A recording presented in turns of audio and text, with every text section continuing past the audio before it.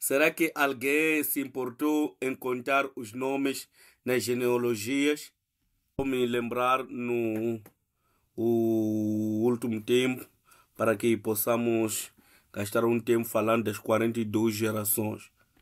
Iremos pensar acerca de Abraão. Entramos através de Gênesis 6 até 11. Agora queremos entrar em Gênesis capítulo 12. A chamada e obediência de Abraão. Deus chamou Abraão e separou-lhe através de separações que ele comandou. Da obra de separações que Deus colocou na obra da criação. Mesma coisa também para Noé, mas o que foi mais importante no Abraão foi a obra de separação que Deus ordenou. Pensar acerca da obra de separação que Deus ordenou a Abraão e como ele obedeceu. Vamos nos voltar para Gálatas 5, versículo 19 a 21. Ora, as obras da carne são manifestas: imoralidade sexual, impureza e libertinagem, idolatria e feitiçaria, ódio, discórdia, ciúmes, ira, egoísmo, dissensões, fações e inveja, embriaguez, orgias, coisas semelhantes. Eu os advirto, como antes já os adverti, que os que praticam essas coisas não herdarão o reino de Deus. Porque tu e eu possamos nos separar dessas coisas. É a obra da separação, ser consagrado, ser separado, tornando-se santo. Ser santo porque Deus diz: sede santos, porque eu, vosso Deus, sou santo. Primeiro Deus diz a Abraão: saia da sua nação. Atos capítulo 7, versículo 2 e 3. A isso ele respondeu: irmãos e pais, ouçam-me. O Deus glorioso apareceu a Abraão, nosso pai, estando ele ainda na Mesopotâmia. Antes de morar em Harã, ele disse: sai da sua terra e do meio dos seus parentes e vá para a terra que eu lhe mostrarei. Ele disse: saia da sua terra ou da sua nação. A terra significa a origem de alguém, as raízes, a casa e o seu orgulho. Deus está dizendo: se você quer ser herdeiro do reino dos céus, precisa deixar a sua terra primeiro. Deixar a sua terra significa que deixa de colocar a sua segurança, a sua esperança, o seu orgulho nesta terra. Hebreus capítulo 11, a Bíblia nos diz claramente que Abraão não considerou essa terra como sua casa. Sempre considerou o céu como sua casa. Deixar a sua terra significa considerar o reino dos céus como a sua terra, dando uma nova cidadania para Abraão. Ur dos Caldeus era uma cidade de ídolos. Então Deus está dizendo: deixa essa terra de ídolos. Acerca do lugar em que nos encontramos agora, vivendo. Acerca do ambiente, atmosfera em que se encontra vivendo hoje. Nós estamos rodeados por ídolos. Penso que sim. Apenas ídolos físicos. Mas o que são ídolos nas nossas vidas? O que são ídolos nas nossas vidas? A definição que temos ouvido muitas das vezes é o que nós amamos acima de Deus.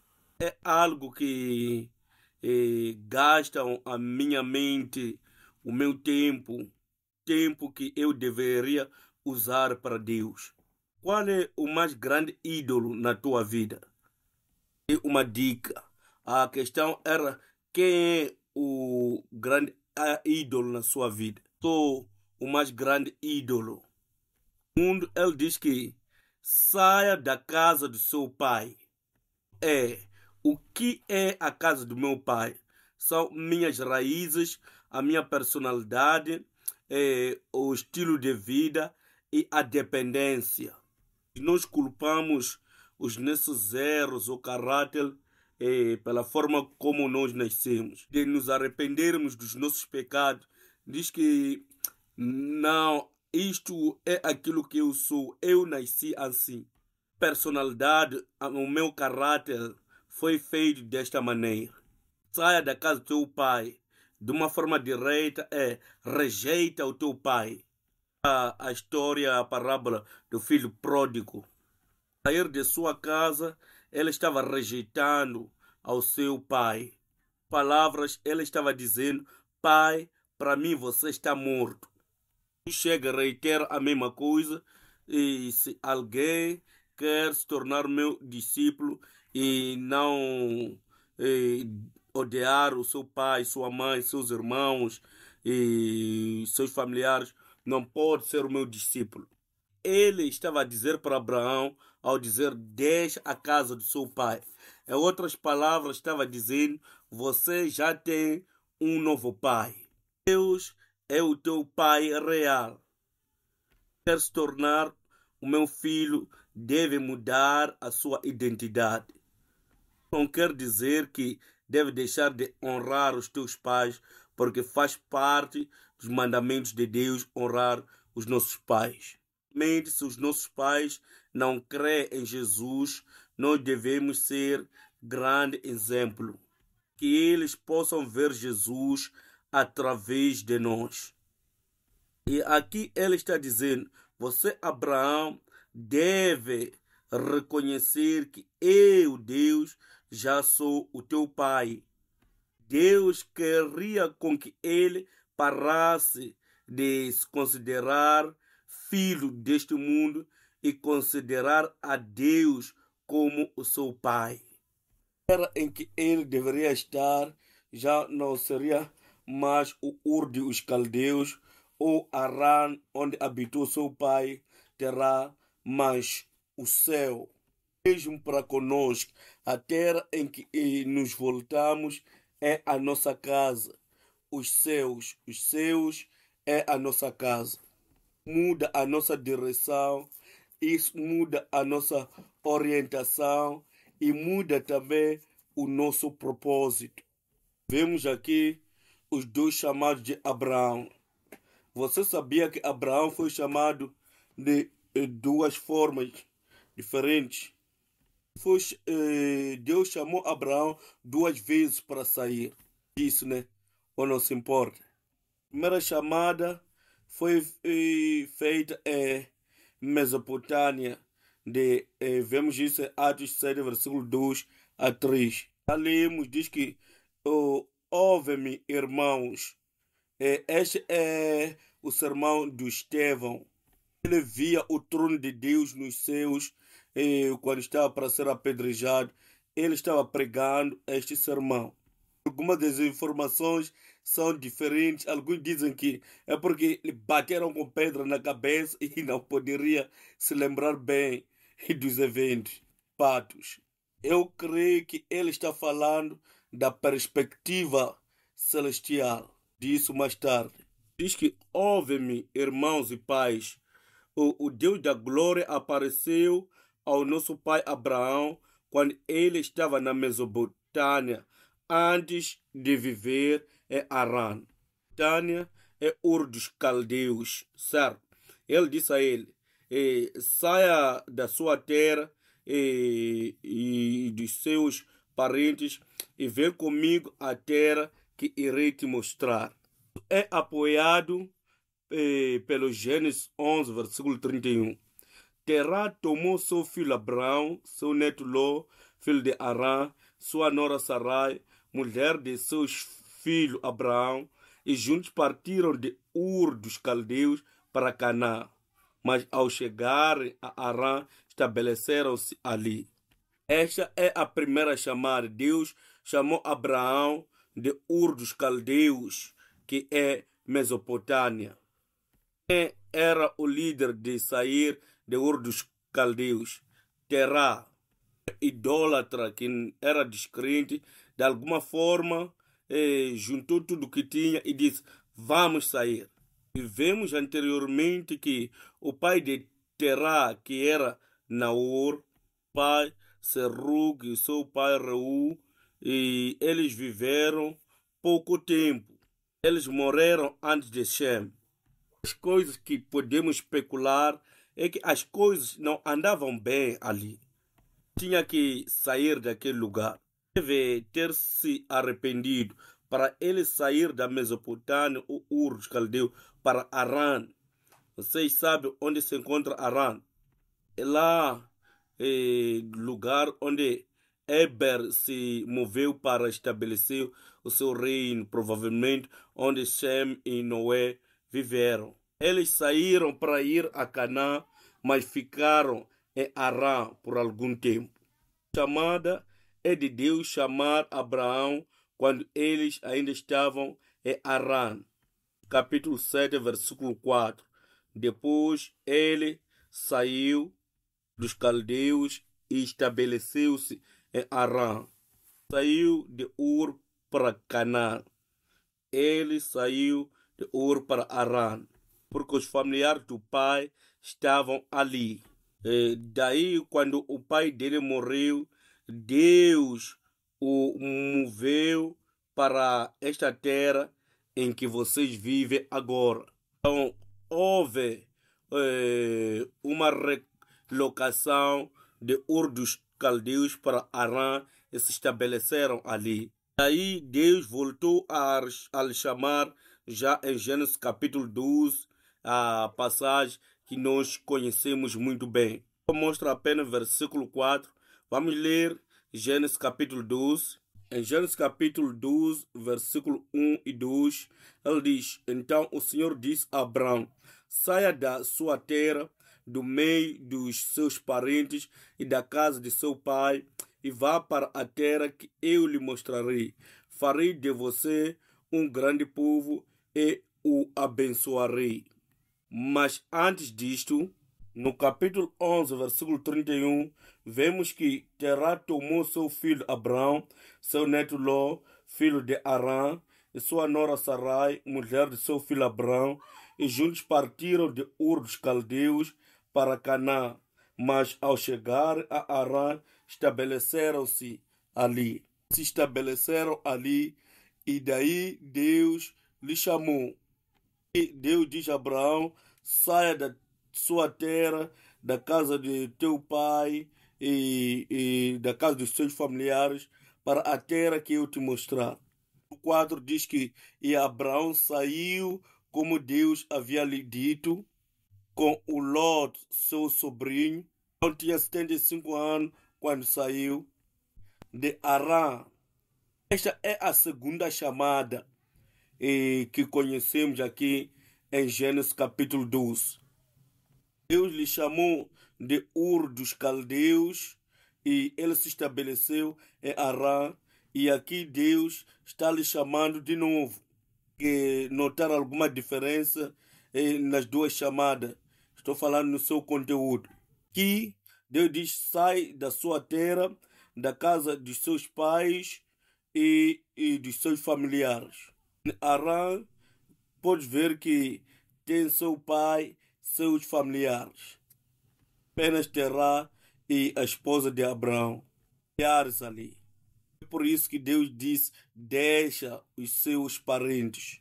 Aqui é Atos capítulo 7, versículo 2 e 3. Diz que deixa a sua terra e os seus familiares e venha para a nação que te mostrarei. Aqui vemos que Deus chama Abraão pela primeira vez para deixar a sua nação e os seus familiares. Depois, capítulo 12, Deus está chamando Abraão de Arã. Quais são as diferenças nestes chamados? Deus diz que deixa a sua terra os seus familiares. Mas aqui em Gênesis capítulo 12, deixa a sua nação, os seus familiares e a casa do teu pai. A primeira ordem não incluía o pai dele. E por isso o pai dele Terá saiu com ele. Aqui na segunda chamada, Deus diz: deixa a casa do seu pai também. Em Gênesis 11:32, vemos que Terá não foi com Abraão, mas se estabeleceu ali. Na primeira chamada, Terá saiu com Abraão e se estabeleceu em Arã, mas na segunda chamada, Terá não foi com Abraão. Atos 7, versículo 4.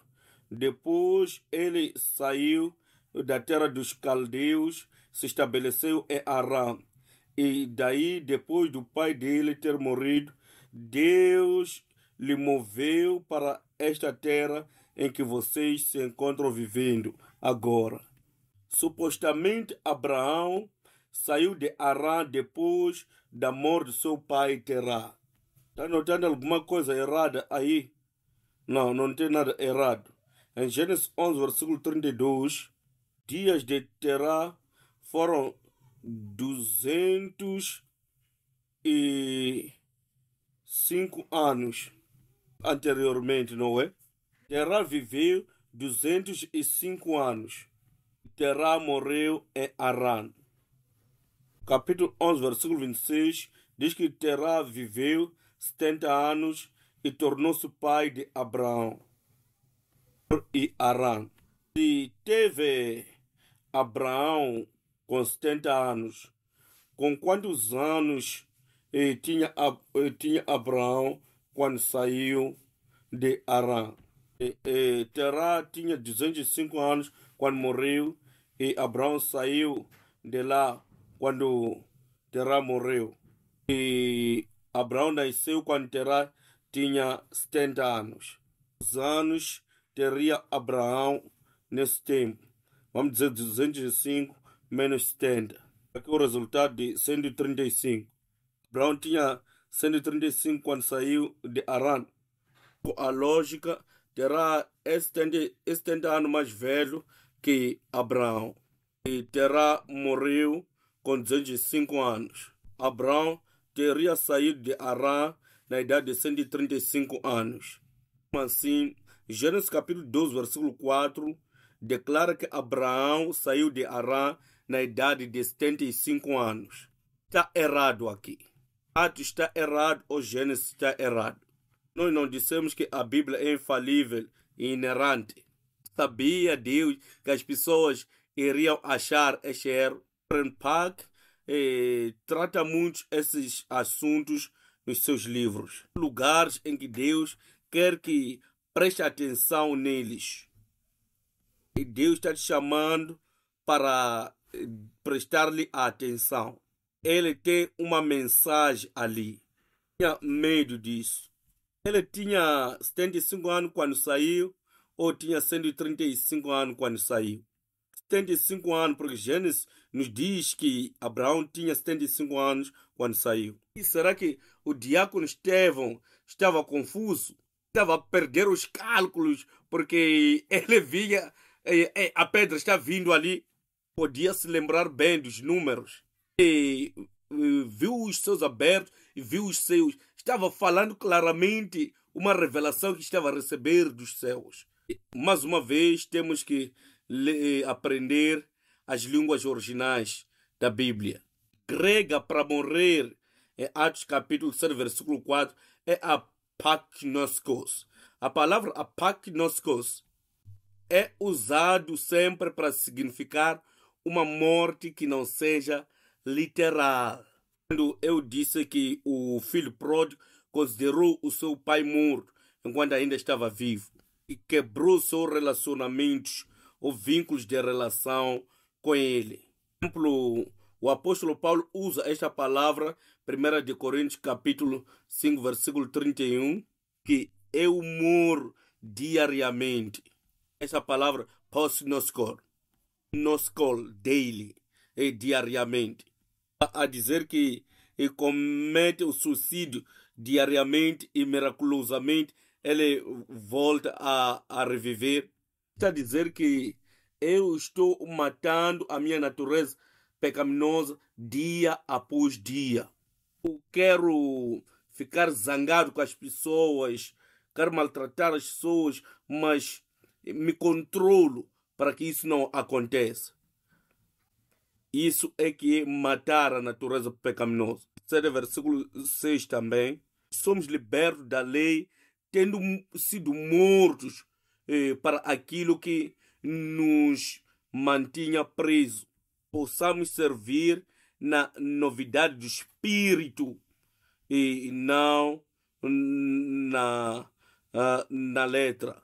Gálatas 2, nós morremos com o Cristo na cruz. É Cristo que vive em mim. Isso é que é a pós-gnostica.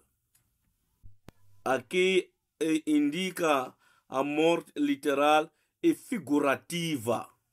Passagem no mesmo capítulo, em Atos capítulo 7, versículo 15. Jacó foi para o Egito e ali ele e nossos pais morreram. É a mesma pessoa falando. No versículo 4 usa a palavra apóscosnescos para falar da morte de Terá. Usa uma palavra diferente para falar da morte de Jacó e seus filhos. E aqui é uma morte literal. Em grego não é apósnesco, mas é a palavra teklosteu. Esta palavra significa uma morte natural. Teklesteiku. Usa duas palavras diferentes para referir-se às duas mortes diferentes. Então, a morte de Terá não era uma morte literária aqui. Terá significa atrasar, adiar em hebraico. Ele estava atrasando a vontade de Deus. Terá havia se tornado a razão pela qual Abraão atrasou-se em ir a Canaã. Tornou-se a pedra de tropeço para a jornada da fé de Abraão. Isso que Deus diz a Abraão: deixa a casa do seu pai. Se tivesse sido morto, Deus não teria necessidade de falar isso a Abraão. A questão é: o que é o seu terá hoje? Precisamos nos levantar e corresponder à chamada de Deus em nós. Mas há sempre este terá que nos retrocede, que nos puxa para trás. Essas conexões ou relacionamentos que temos, não consigo deixar aquele meu hábito, aquele meu pecado. Desta forma, estou sendo puxado para trás. Quem é o teu terá? Ora, Deus está falando: deixa esse terá para trás. A sua terra, você já tem uma nova terra. Você é cidadão do reino dos céus. Deixa o seu pai. Você já é filho de Deus, o Pai Celestial. Deus está dizendo: deixa Lot tomar o seu caminho. Vemos isso em Gênesis capítulo 13, versículo 1 a 11. Ló e o servo de Abraão estavam lutando e Deus está dizendo a Ló ir o seu caminho. Deus queria com que Abraão deixar qualquer esperança e conexão com aquilo que são relações mundanas.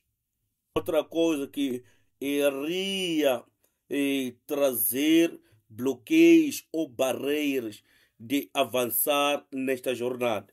Abraão é obediência a Deus. Ele chama a Lot e diz que aqui podes escolher qualquer lugar onde você quer ir. Estás livre. O tio, a pessoa mais velha, poderia ter dito: e eu vou escolher primeiro e você vai ficar com o resto. Diz que escolha, meu filho, qualquer lugar que tu queira. Se você escolher a direita, eu vou para a esquerda. Escolher a esquerda, eu vou para a direita. Não tardou que Ló usasse a oportunidade, escolhesse a melhor parte da terra. Deus abençoou Abraão e disse: olha, em qualquer lugar que tu vai, eu te darei e te abençoarei. Por desta terra e qualquer lugar que Deus diz que eu estarei contigo, o que você vai escolher? Aonde Deus abençoa e o Senhor vai contigo, é o lugar da verdadeira bênção. É o lugar onde deveríamos escolher. Ele diz que envia, expulsa a mulher e a seu filho Ismael. Deus prometeu o filho a Abraão. Ele não disse que seria através de Sara. Ele apenas disse a tua semente. Então a ideia de Sara, como já não via menstruação e já tinha passado a idade de dar filhos para as mulheres, também era estéril. Dela era de que você pode de qualquer forma ter um filho e cumprir com a promessa e a palavra de Deus. A vez de Agar, as intenções eram boas. Vimos lá a cena de Noé, quando Noé seguiu todas as instruções que o Senhor havia lhe dito, não aconteceu aqui.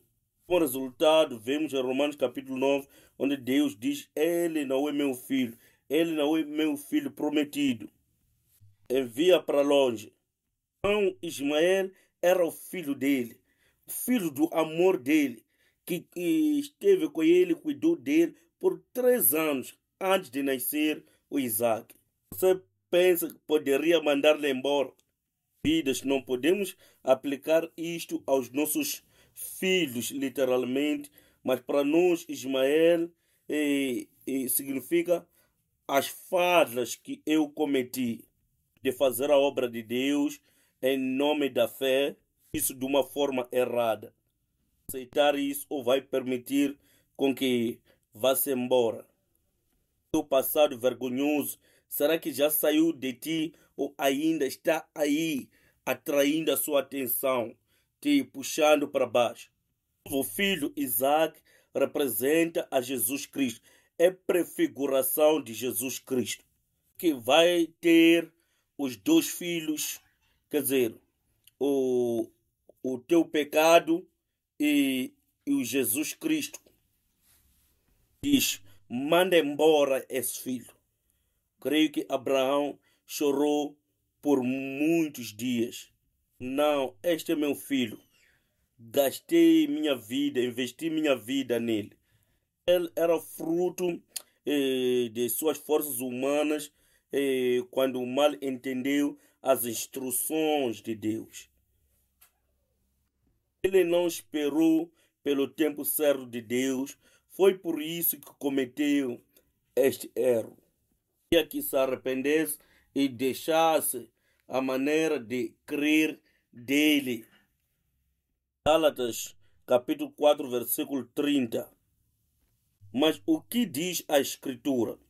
Manda embora a escrava e o seu filho, porque o filho da escrava jamais será herdeiro com o filho da livre. Portanto, irmãos, não somos filhos da escrava, mas da livre. Por último, Deus diz a Abraão: sacrifica o teu Isaac. Como se estivesse a dizer, o ter mandado embora o Ismael não é o suficiente. Deus diz a Abraão: toma o teu filho. E ele pergunta: qual deles? Diz que Isaac. Eu respondo: Deus, não. Este é o único filho que agora tenho. Diz: toma a este filho, sacrifica a ele numa oferta queimada. Capaz de fazer isso?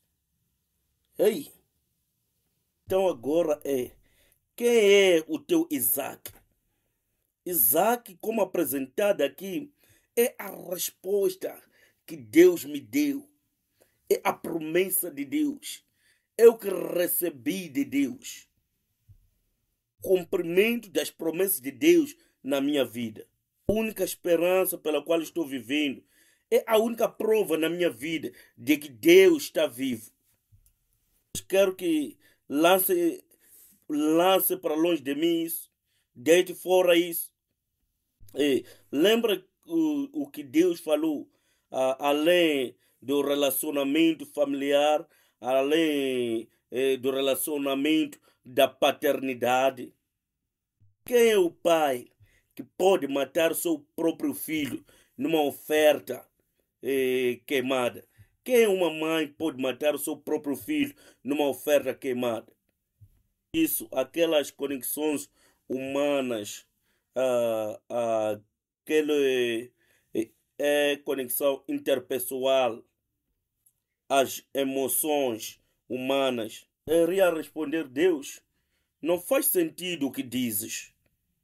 Disse Deus que eu teria muitos descendentes como a estrela dos céus através deste filho. E este filho ainda nem se casou, não tem nenhum filho, e por conseguinte não tem nenhuma semente, não tem nenhuma descendência. O que devo escutar, Deus? Eu tenho que escutar o que dizes agora, ou tenho que me apegar à aliança que fizemos, preservar este filho para ter muitas descendências? Que a palavra de Deus parece contradizer a ele mesmo. Também chegamos a momentos como esses. Então, agora qual é o caminho? Aquele veio como um sonho e esta é uma revelação. Deixa lançar para fora aquele sonho. Isaac, o único filho, o filho prometido, o cumprimento das promessas de Deus, a única esperança que permanece. Que era tão difícil obedecer. Ele deveria matar seu próprio filho. É porque ele não apenas teria que matar o seu próprio filho, mas também esta ordem contrariava aquilo que era a promessa de Deus nele. Hebreus capítulo 11, versículo 17 a 18, diz: pela fé Abraão, quando Deus o pôs à prova, ofereceu Isaque como sacrifício. Aquele que havia recebido as promessas estava a ponto de sacrificar o seu único filho.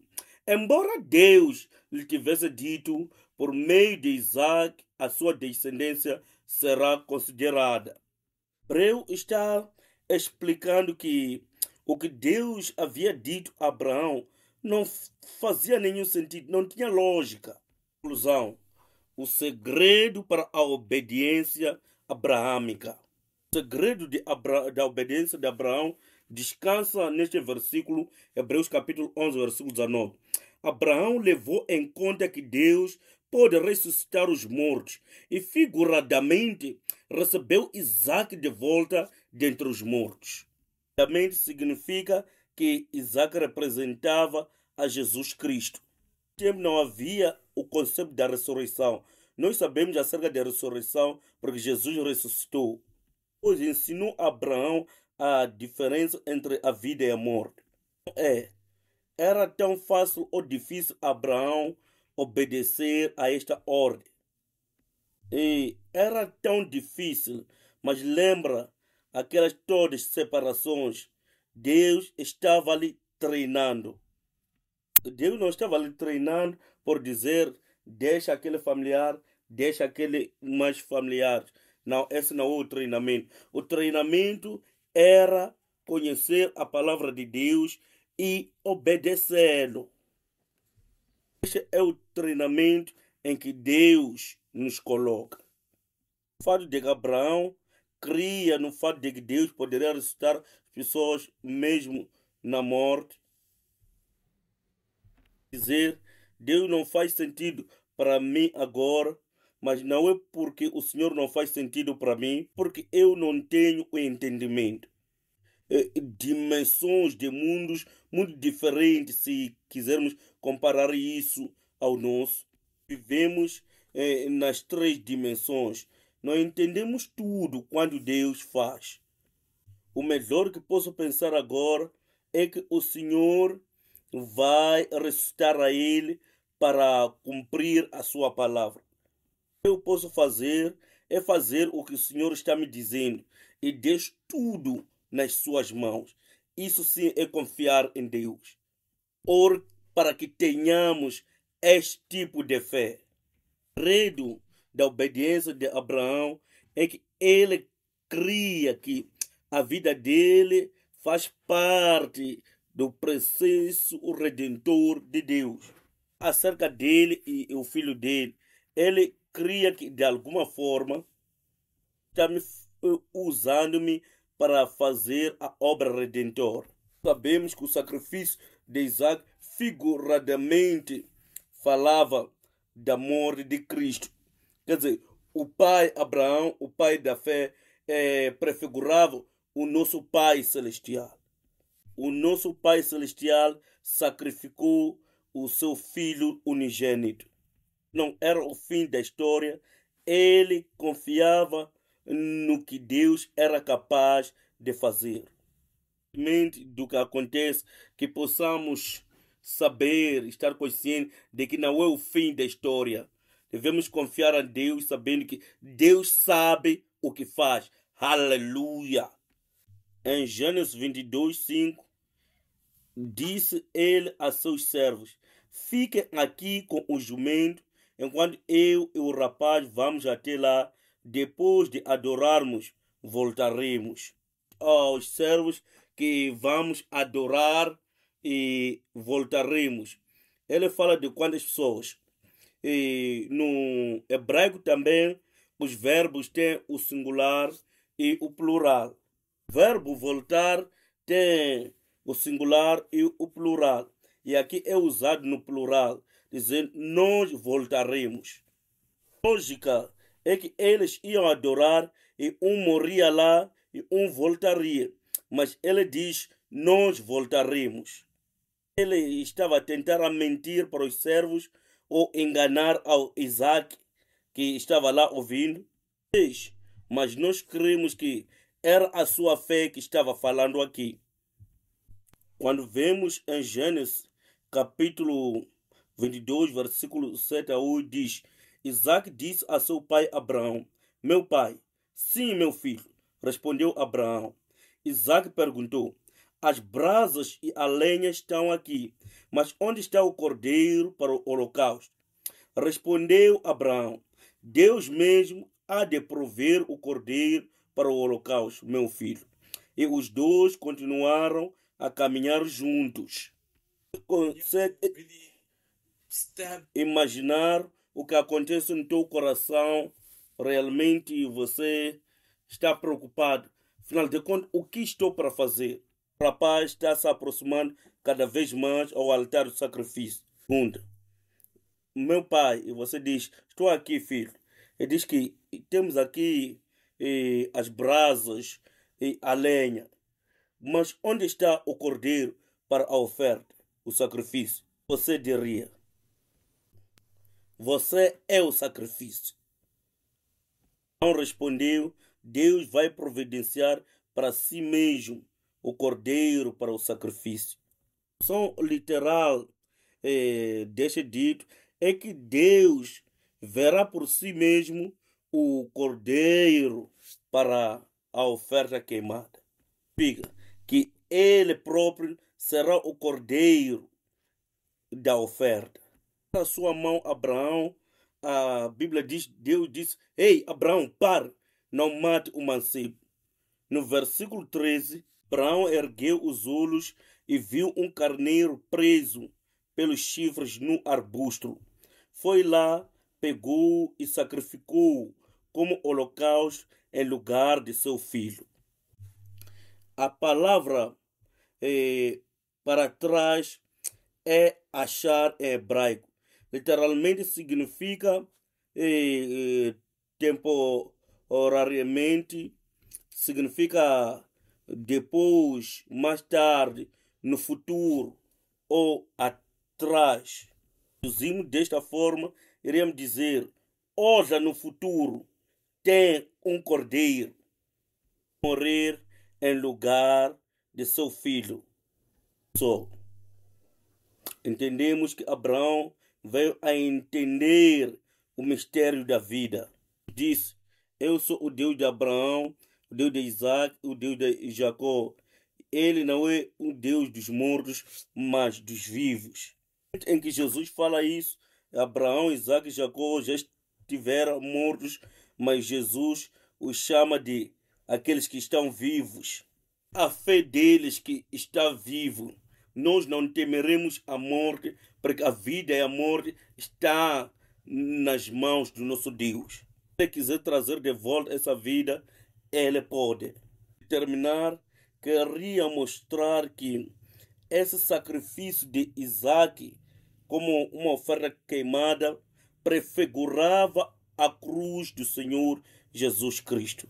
Queimada, o que deve fazer de acordo com a lei de Moisés, estava cortar o sacrifício em 6 partes.